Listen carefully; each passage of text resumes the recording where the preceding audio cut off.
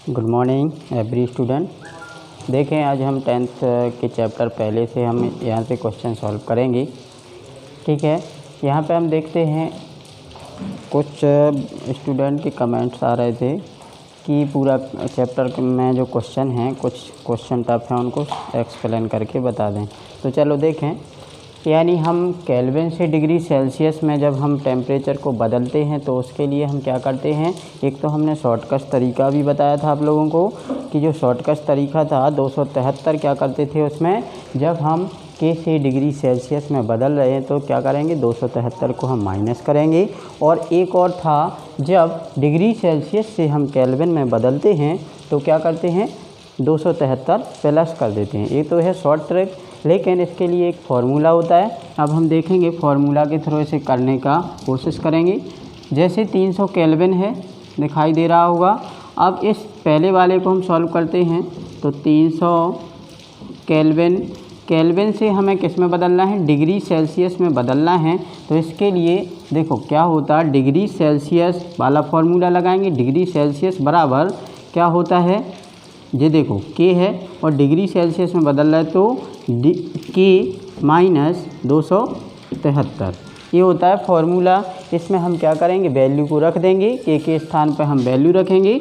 और देखो के की वैल्यू कितनी दी गई है इस क्वेश्चन में, 300 दी गई है। तो उसे हम सॉल्व कर रहे हैं। जैसे डिग्री सेल्सियस बराबर इसकी जगह कितना आ जाएगा, 300 आया, माइनस कितना दिया गया, 273।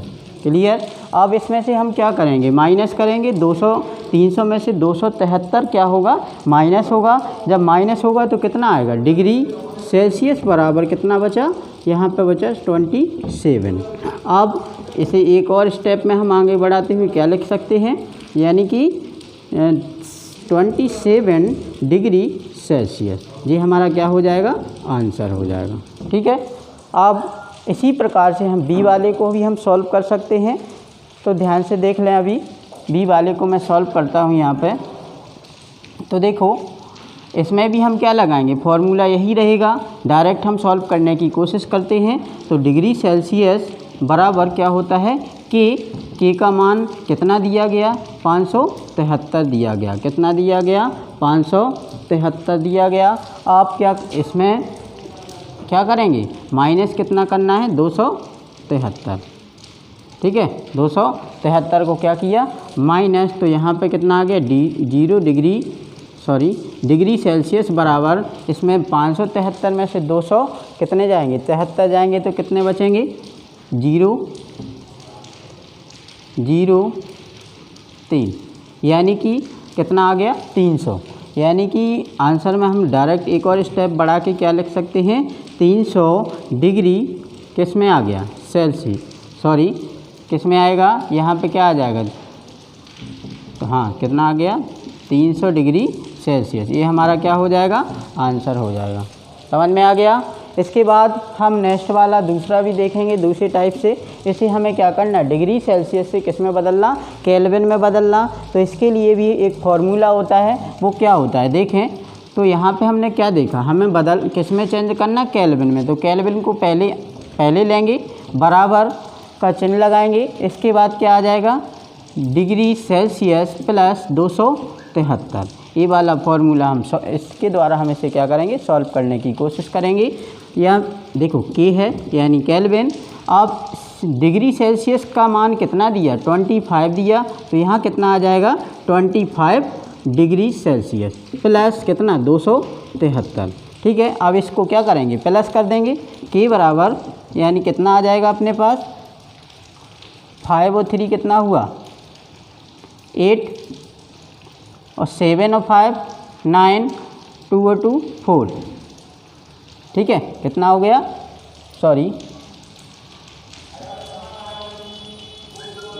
कितना आ जाएगा। आप देखो यहाँ पे डायरेक्ट हम एक स्टेप में लिख सकते 298 केल्विन। ये हमारा क्या हो जाएगा, आंसर हो जाएगा। ठीक है, समझ में आ गया होगा। नेक्स्ट वाला ये सेकंड देखते हैं, कितना दिया गया, 373। कितना दिया गया, 373। तो के वाला हम फार्मूला लगाएंगे, डिग्री सेल्सियस प्लस 273। ठीक है, क्या रखेंगे 273।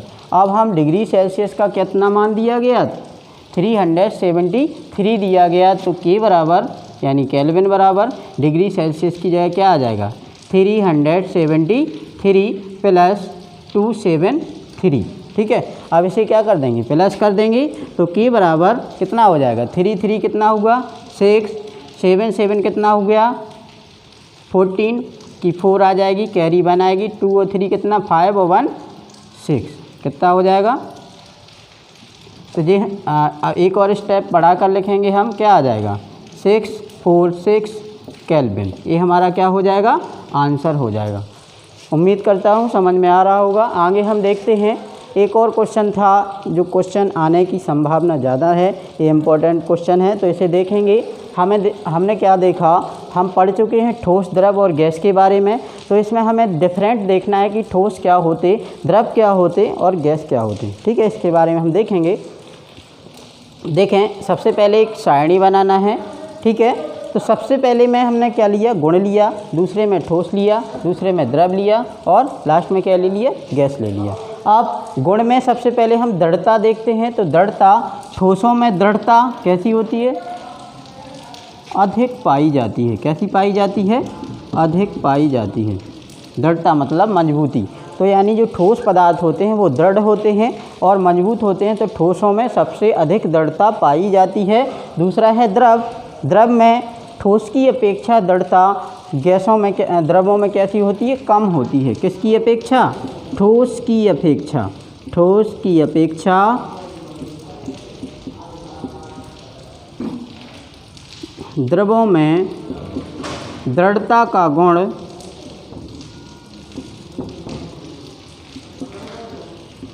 कम होता है। क्या होता है कम होता है। ठीक है, इसके बाद गैसों में दृढ़ता का गुण कैसा होता है बहुत ही कम होता है, मतलब ना के बराबर होता है, यानी कि ना के बराबर। यानी दृढ़ता का गुण गैसों में पाया ही नहीं जाता। क्यों नहीं पाया जाता है, हमें पता है कि जो गैस के जो अणु होते हैं, जो इनके अंदर क्या होता है आकर्षण बल ना के बराबर होता है। इसके जो कण होते हैं चारों दिशाओं में भ्रमण करते रहते हैं। ठीक है, इसके बाद हम देखते हैं संपीड़ितता। तो संपीड़ितता का मतलब क्या होता, जैसे एक एग्जाम्पल से हम समझेंगे। एक हमारे पास क्या है बलून है, बलून में क्या भरी हुई है वायु भरी हुई है। ठीक है, इस वायु को जब हम बलून को जब दबाते हैं तो ये क्या होता है स्पंज की तरह क्या होता है दबता है, यानी यही गुण क्या कहलाता है संपीड़ितता कहलाता है। क्या कहलाता है संपीड़ितता कहलाता है। ठीक, तो यानी कि अब हमें सोचने वाली बात यह है कि ठोस क्या कभी हम दबाते हैं ठोस को तो क्या ये दबते हैं नहीं। द्रव क्या किसी बर्तन में जब हम द्रव को भर दें तो यहाँ कुछ हद तक क्या होते हैं दबते हैं। इसके बाद गैसों में जो संपीड़ितता का जो गुण है वो सबसे अधिक पाया जाता है। ठीक है, तो यहाँ पे हम लिख सकते हैं संपीड़ितता यहाँ कैसी होती है ठोसों में संपीड़ितता बहुत कम होती, यानी ना के बराबर होती है। क्या लिख सकते हैं ना के बराबर। ठीक है, जबकि द्रवों में संपीड़ितता का गुण कैसा होता है कुछ हद तक कम होता है, कुछ गैसों की अपेक्षा कुछ कम। किसकी अपेक्षा गैसों की अपेक्षा कुछ कम यह गुण पाया जाता है। गुण पाया जाता है।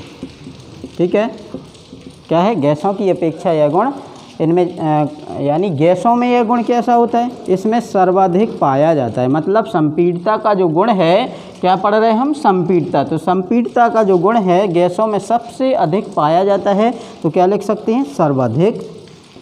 सर्वाधिक गुण पाया जाता है। गुण पाया जाता है।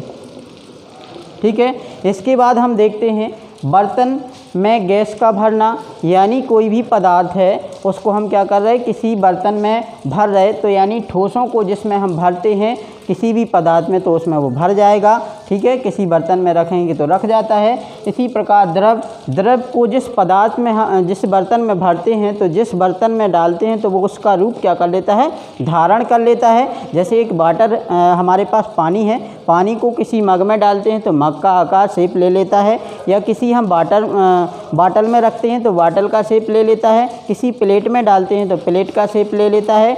यानी कि सभी जिस बर्तन में हम किसी पदार्थ को द्रव को भरते हैं वो उसका रूप धारण कर लेता है। इसी प्रकार गैसों को भी हम जिस बर्तन में रखते हैं वो उस बर्तन में क्या हो जाती है, भर जाती है। इसके बाद हम बात करें आकार, तो ठोसों का आकार कैसा होता है, ठोसों का आकार निश्चित होता है। कैसा होता है, निश्चित होता है। यानी कि एक पर्टिकुलर संरचना होती है ठोसों की, उसमें बदलाव नहीं किया जा सकता।